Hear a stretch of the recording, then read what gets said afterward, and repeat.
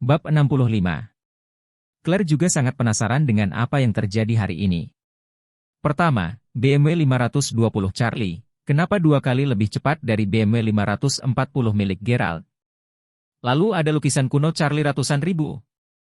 Juga, mengapa Charlie mengenal orang-orang di dunia bawah, dan orang-orang memberinya banyak wajah?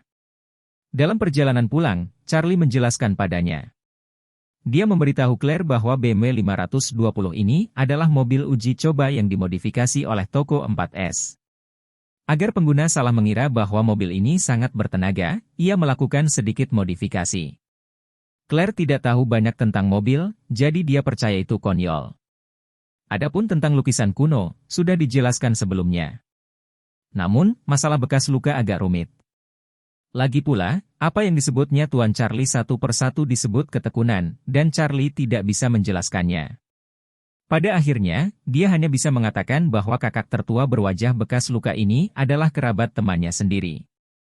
Dia pernah melihatnya di pesta teman sebelumnya, dan dia juga menghormatinya karena wajah temannya. Claire merasa ada yang tidak beres, tapi melihat kepastian Charlie, dia tahu tidak ada gunanya bertanya lebih jauh, jadi dia tidak bertanya lebih banyak. Elsa telah mengamati Charlie, dan dia merasa bahwa Charlie tidak mudah, jadi dia memutuskan untuk mengamatinya di masa depan untuk melihat rahasia apa yang dia miliki. Gerald dikatakan sengsara. Dia mengalami koma saat dikirim ke rumah sakit. Ayahnya dikeluarkan dari Emgrand Group dan diketahui telah menggunakan posisinya untuk keuntungan pribadi. Dia telah digugat oleh Departemen Hukum Emgrand Group dan segera ditangkap oleh Badan Keamanan Publik. Bisa dibilang rumah Gerald sudah selesai dibangun. Namun, keluarga Gerald tidak terkenal di Aurous Hill, dan tidak ada yang peduli tentang hidup dan mati mereka. Mereka yang benar-benar menarik perhatian semua orang adalah para taipan tingkat dewa dan tokoh besar misterius yang akan berada di Taman Gantung Shangri-La.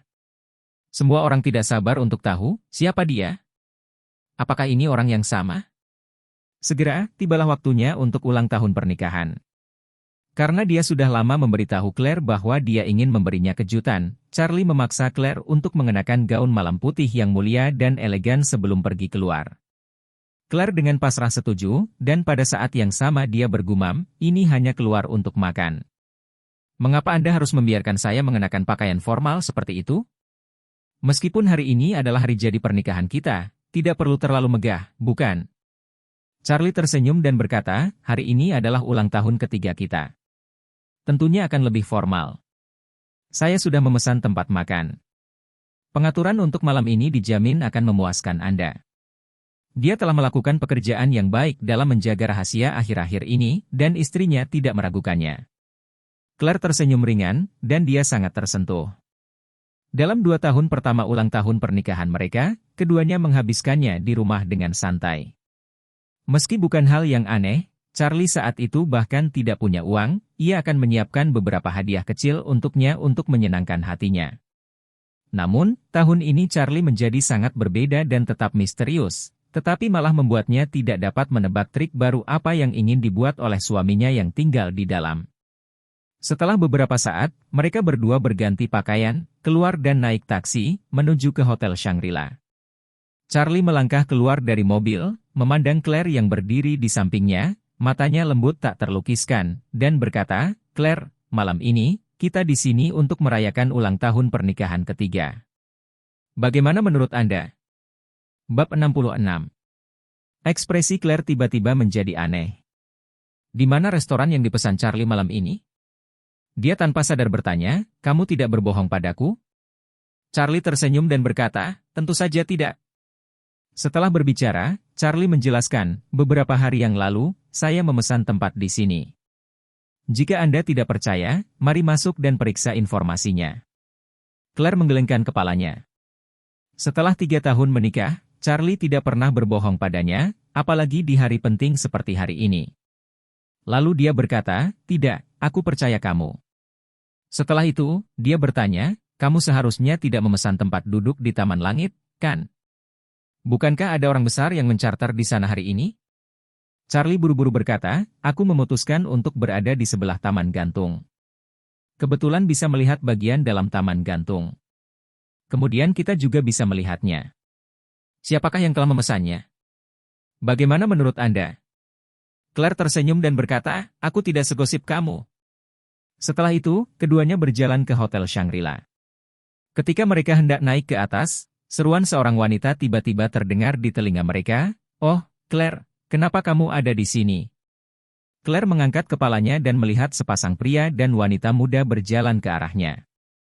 Pria itu mengenakan suit mewah, dan dia tahu itu sekilas adalah tuan muda kaya dari keluarga tertentu, sementara wanita itu ditutupi merek terkenal dengan riasan yang indah, tetapi alis dan matanya penuh warna arogan, dan gaun itu adalah sedikit kits dan postur menari.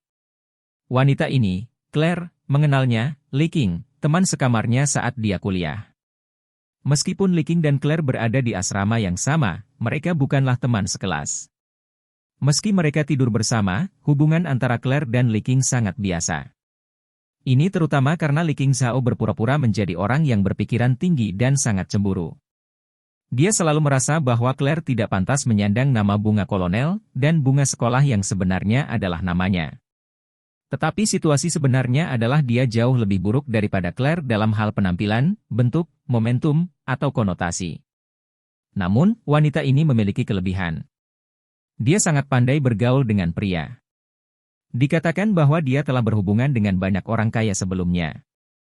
Semua biaya selama 4 tahun kuliah ditanggung oleh orang-orang itu.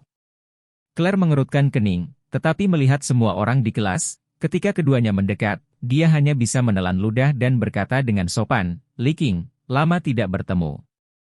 Aku dan suamiku datang ke sini untuk makan malam, kau apa?" Li Qing berkata dengan heran, "Ah, itu kebetulan. Saya dan suami saya di sini untuk makan malam juga." Setelah itu, dia bertanya lagi dengan berpura-pura dan ingin tahu, "Ngomong-ngomong, di posisi mana kamu memesan, kotak biasa, kotak premium, atau kotak mewah?" Claire bingung tentang pengaturan Charlie, dan hanya bisa menjawab dengan jujur, "Saya tidak tahu ini. Suami saya yang memesan lokasinya." Pada saat ini, Li Qing memperhatikan keberadaan Charlie, menutup mulutnya dan tersenyum, dan berkata, "Oh, ini suamimu Charlie, bukan?